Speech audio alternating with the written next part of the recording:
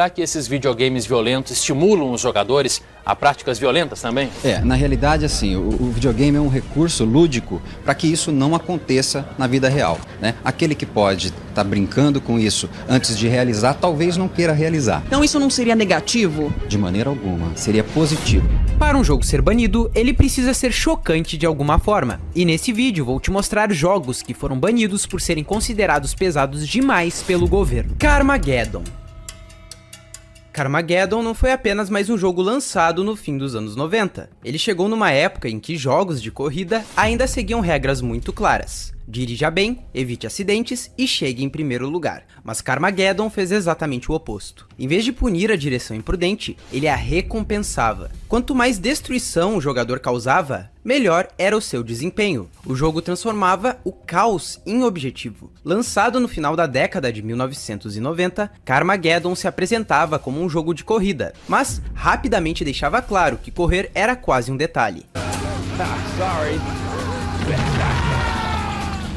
O verdadeiro foco estava em destruir carros adversários, atravessar cenários urbanos e principalmente atropelar pedestres espalhados pelas fases. Cada pessoa atingida rendia pontos extras. Não havia penalidade moral, nem mensagens de advertência. O jogo simplesmente deixava o jogador livre para causar o máximo de destruição possível. Entre os jovens e gamers da época, a reação foi imediata. Carmageddon foi visto como algo inovador, diferente de tudo que existia até então. Muitos jogadores enxergavam o jogo como uma sátira exagerada, onde a violência era tão absurda que se tornava irreal. Já entre pais e responsáveis, o sentimento foi bem diferente. O simples fato de um jogo permitir atropelamento explícito, com sangues e gritos, acendeu um alerta imediato. Para muitos adultos, Carmageddon não era uma sátira, mas um incentivo direto à violência e à direção irresponsável. A ideia de jovens controlando carros e sendo recompensados por atropelar pessoas causou revolta e preocupação. Quando o jogo chegou ao conhecimento das autoridades, a reação foi ainda mais dura. Governos de vários países passaram a enxergar Carmageddon como um risco social. A justificativa oficial era clara: o jogo poderia incentivar comportamentos perigosos na vida real, especialmente no trânsito, normalizando a violência e a imprudência ao volante. Com esse argumento, alguns países tomaram decisões extremas. Carmageddon acabou sendo banido completamente em países como o Brasil e a Argentina. No caso brasileiro, o discurso oficial girava em torno da proteção da sociedade e da prevenção à violência. Curiosamente, isso acontecia em um país que já enfrentava naquela época índices altíssimos de criminalidade real, violência urbana e problemas estruturais muito mais urgentes. Ainda assim, o foco recaiu sobre um videogame. Segundo os pesquisadores, jogos violentos podem deixar os jogadores mais propensos a agressões físicas. No Reino Unido, a situação tomou um rumo diferente e quase absurdo. Todo jogo precisava da aprovação do BBFC, um órgão de regulamentação para qualquer mídia. Ao analisar Carmageddon, o órgão se recusou a classificá-lo enquanto a violência não fosse alterada. Sem classificação, o jogo simplesmente não poderia ser vendido. Os desenvolvedores tentaram argumentar, dizendo que a violência não era mais explícita do que a vista em desenhos como Tom e Jerry, mas o órgão não voltou atrás. Pressionados, os criadores cederam. Uma versão censurada foi lançada. Os pedestres foram substituídos por zumbis e o sangue vermelho deu lugar a uma gosma verde. Dessa forma, segundo as autoridades, o jogo deixaria de parecer uma simulação de violência contra pessoas reais. Com essas mudanças, Carmageddon finalmente foi liberado no Reino Unido. Mas a história não terminou aí. Pouco tempo depois, surgiu na internet um patch que restaurava tudo. Os zumbis voltavam a ser humanos e a gosma verde se transformava novamente em sangue vermelho. O detalhe mais curioso é que esse patch havia sido criado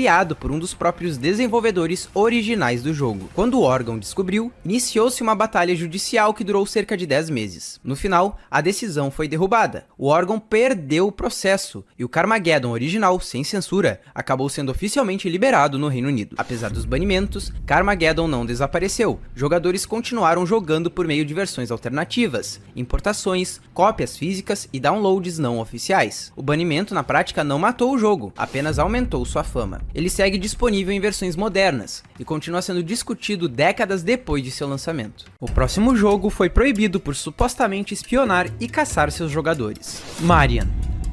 Marian foi lançado em 2017 por um desenvolvedor da Arábia Saudita, e à primeira vista parecia apenas mais um jogo de terror. O jogador encontra uma garota pálida de cabelos brancos, parada sozinha na escuridão. Ela diz estar perdida e pede ajuda para voltar para casa.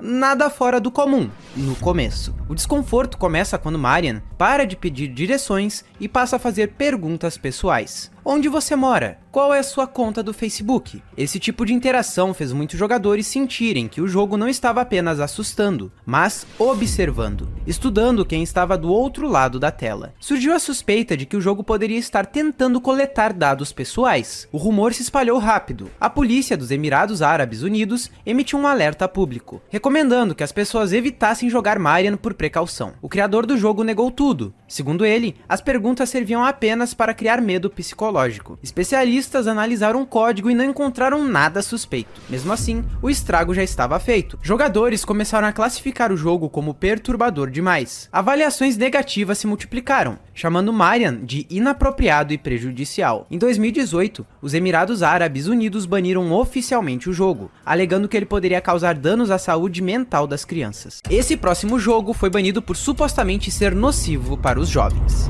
Bully.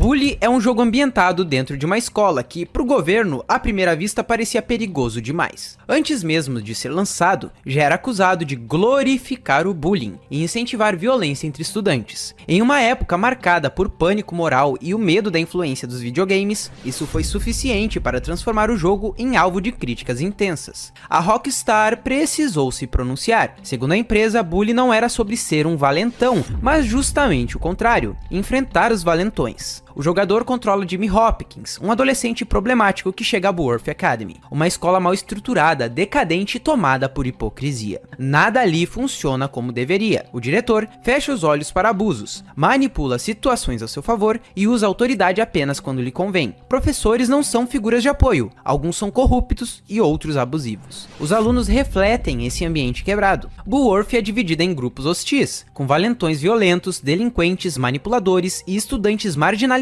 que sobrevivem como podem. A violência não surge do nada, ela é consequência direta de um sistema escolar falho, onde ninguém realmente protege os mais fracos. Jimmy não domina a escola pelo medo, ele se move entre essas facções, confrontando agressores e expondo as falhas de uma instituição que deveria educar, mas apenas perpetua o caos. No Brasil, a reação foi particularmente severa. Em 2008, o Ministério Público do Rio Grande do Sul proibiu oficialmente a importação, distribuição e comercialização do bullying no estado. Lojas físicas e sites receberam um prazo de 30 dias para retirar o jogo das prateleiras e suspender qualquer tipo de propaganda. Segundo o comunicado do Ministério Público, Bully retratava situações de violência, humilhação, corrupção e professores inescrupulosos, sendo considerado nocivo à formação de crianças e adolescentes, principalmente por se passar inteiramente dentro de uma escola. O ambiente escolar, retratado como disfuncional e moralmente falido, foi justamente o principal argumento para sua proibição. Por que será? Professores relatam o aumento de um velho problema, a violência nas salas de aula. É culpa do jogo, pô, confia,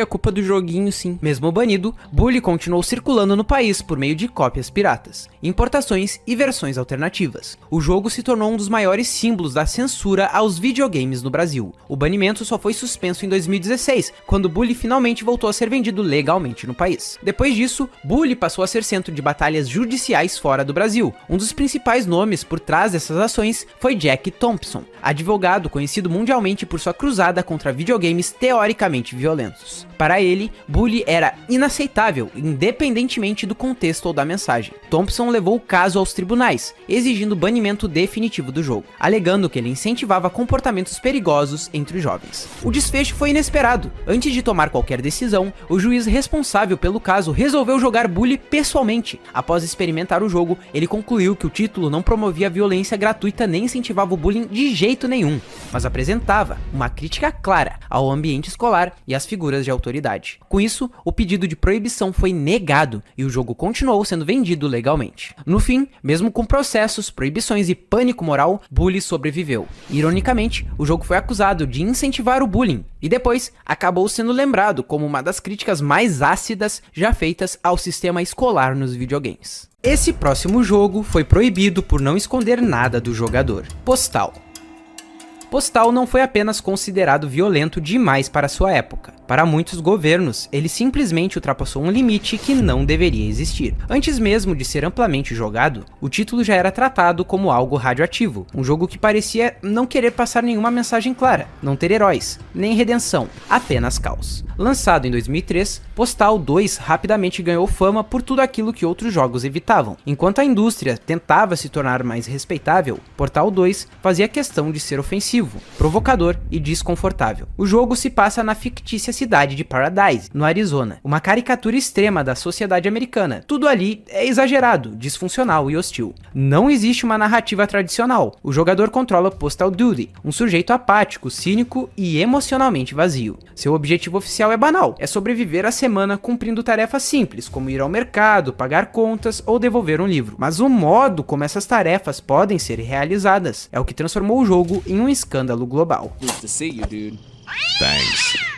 Postal 2 não impõe limites morais. O jogador pode simplesmente cumprir suas obrigações, ou transformar cada situação em um espetáculo de violência. E isso foi exatamente o que assustou tanta gente. Na época, a mídia tratou Postal 2 como um símbolo da decadência dos videogames. O jogo foi acusado de glorificar assassinatos em massa, humor racista, sexista e homofóbico. A reação não ficou apenas no campo da opinião pública. Os governos começaram a agir. Na Nova Zelândia, por exemplo, o jogo foi alvo de uma investigação oficial que durou um ano inteiro. Ao final do processo, o escritório de filme e literatura concluiu que Postal 2 tinha capacidade de permitir ao jogador testar o quanto de violência e humilhação pode infligir a outros seres humanos. O resultado foi um banimento total. Possuir uma cópia poderia gerar multa. Distribuir, exibir ou anunciar o jogo poderia levar à prisão, além de penalidades severas para lojas e distribuidoras. O relatório oficial descreveu o jogo como tudo de ruim que poderia sair de um videogame. A desenvolvedora respondeu com ironia. Seu fundador questionou por que filmes extremamente violentos eram aceitos, enquanto um videogame era tratado como uma ameaça social.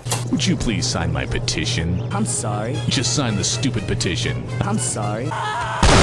A empresa sempre sustentou que seus jogos exageram a violência de forma proposital e que isso não equivale a apoio à violência real. Toda essa controvérsia foi explorada no documentário Indo ao Postal, o legado predito, que revisita os 25 anos da franquia, sua origem no Arizona e o impacto cultural que Postal causou. O filme não tenta absolver o jogo, mas também não o condena. Ele expõe fatos, as reações extremas, os processos judiciais e as perguntas que nunca tiveram resposta definitiva. Até onde vai a responsabilidade de um videogame? Apesar de críticas devastadoras, incluindo avaliações que chamaram ele de um dos piores produtos já lançados, o jogo nunca desapareceu. Pelo contrário, a franquia vendeu milhões de cópias e se tornou um símbolo permanente do debate sobre censura nos videogames. Esse próximo jogo é extremamente conhecido, mas o que muita gente não sabe é que por muito pouco ele não foi proibido para sempre. GTA San Andreas.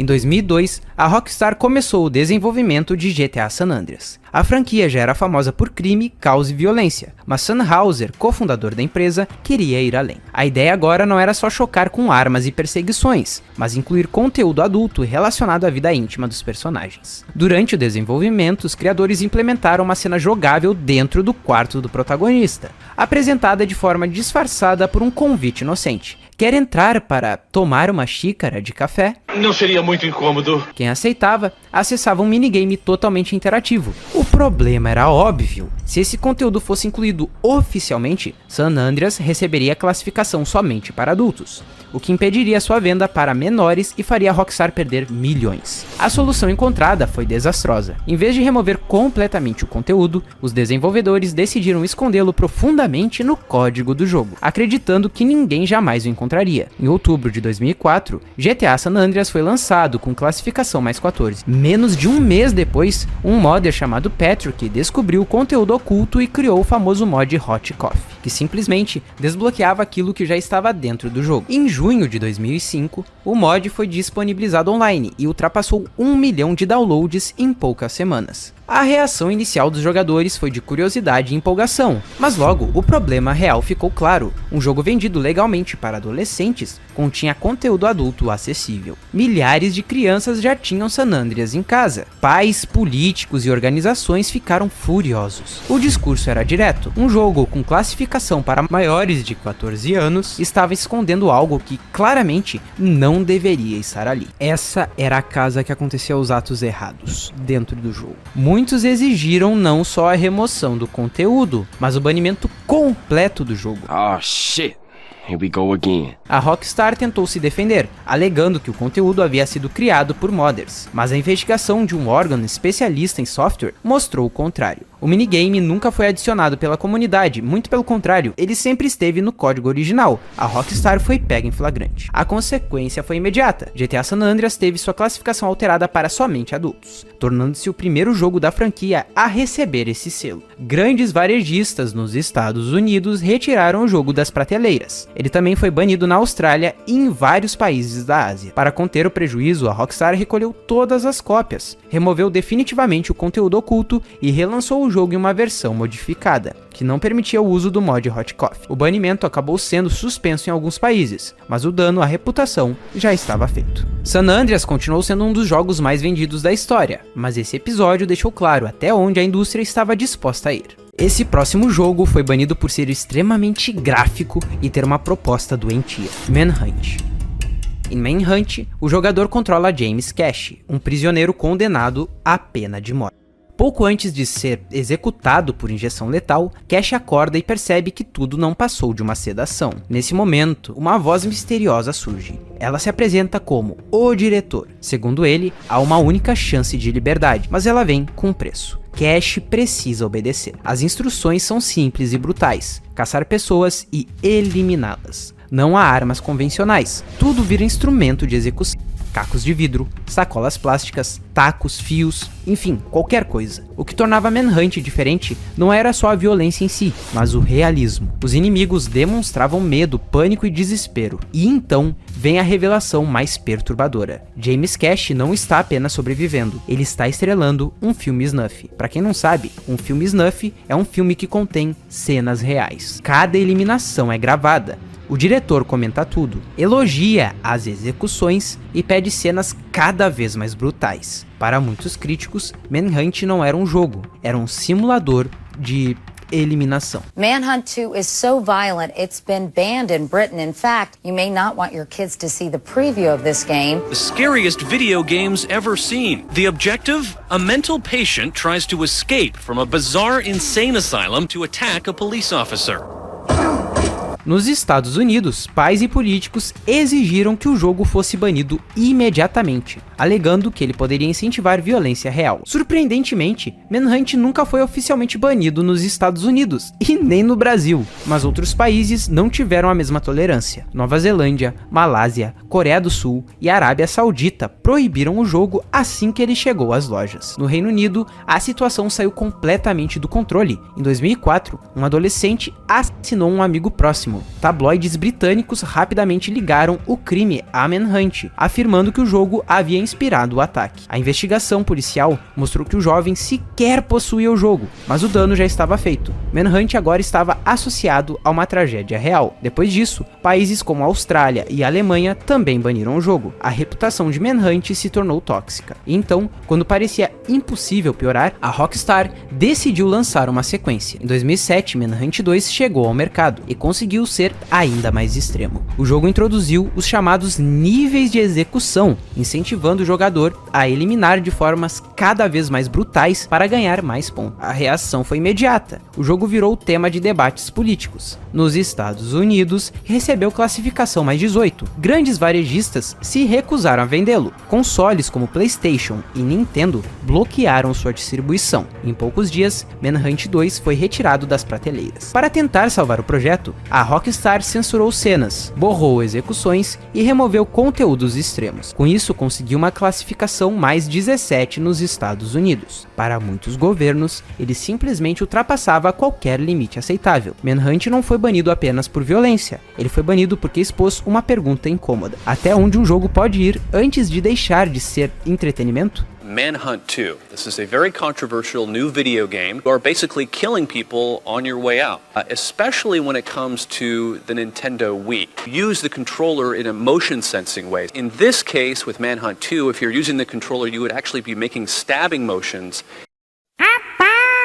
Mas é isso aí, cara. Se tu gostou do vídeo, tu viu até aqui, provavelmente tu gostou, deixa teu like aí. E é bizarro, né, cara? Tem jogo aqui nessa lista que foi banido por motivos que não fazem o menor sentido. Mas tudo bem. Eu sou o Abel e agradeço por tu ter visto o vídeo até aqui.